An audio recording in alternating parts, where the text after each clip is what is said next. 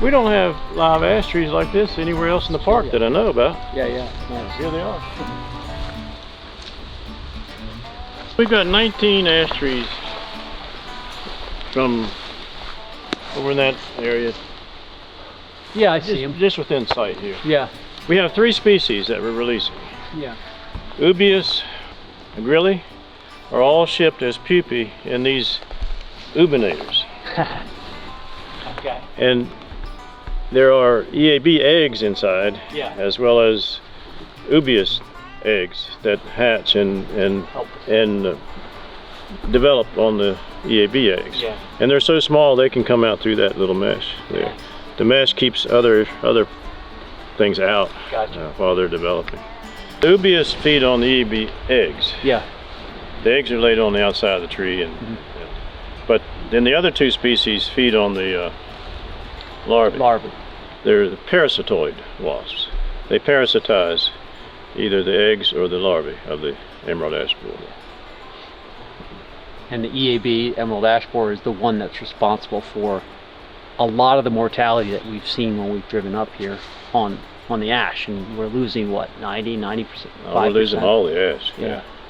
So I guess research shows from the Midwest that 1% of the ash survives. Lingering roughly. ash, they linger longer, but even they get infested over time too.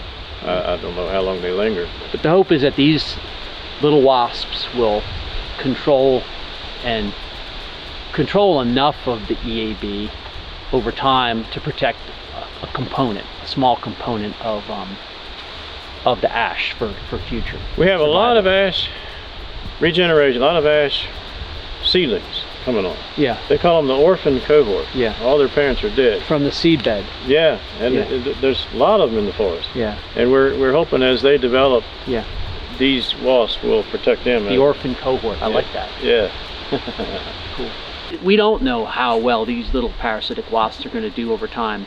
The jury isn't out yet, and the hope is that they're going to create some level of suppression to suppress some of these EAB to help recovery. We don't even know how well they're going to get established. But the states and the feds, they just don't know yet, and it's just at this point it's a Hail Mary almost.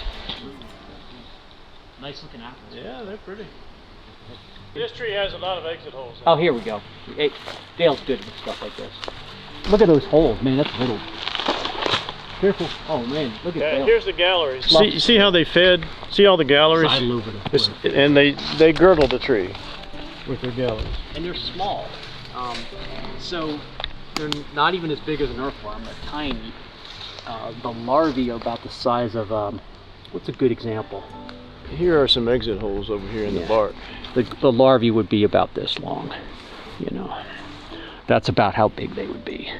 And they just work their way, and they create these galleries between the bark and the cambium, right? In the cambium layer. I guess they're feeding in the cambium, aren't they? Yeah. I guess. That's the active nutrient flow area, the active transport area. That's what they call that.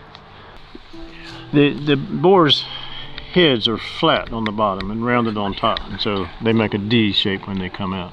Here's a perfect D. That's distinctive. Biocontrols you can use to save as many ashes as you possibly can. I think that's what they're hoping. We are treating the ash trees to protect them from the emerald ash borer. The emerald ash borer is a non-native beetle that was first detected around Detroit, Michigan in 2002. And it spread rapidly through the Midwest, and it arrived in our park in 2013 in the north end and moved from north to south. And you see all the dead ash trees along the drive. Every time you get on the drive, you see dead ash trees on both sides. So we're trying to prevent hazard trees in developed areas, in campgrounds and picnic areas and parking areas, overlooks, and places where people and vehicles congregate. Yeah. So we do a trunk injection. The girls are setting up a Q-Connect kit now. Systemic insecticide that goes into the sapwood, and then the sapwood takes it up with the sap up into the crown.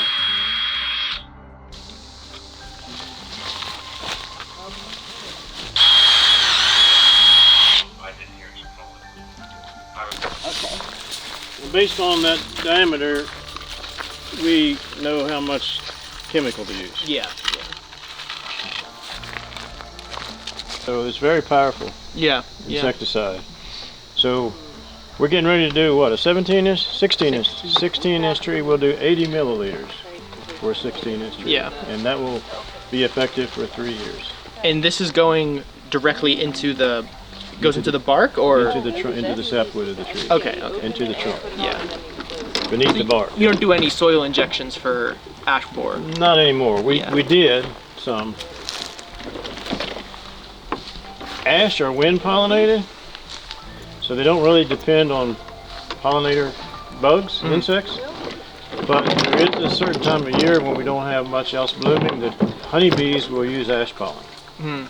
And the chemical that we were using for soil injections is a neonicotinoid, which is very toxic to bees and all insects. Yeah, so it kind of had some ripple effects. We don't do that no anymore, good. so we don't treat ash with soil injections anymore.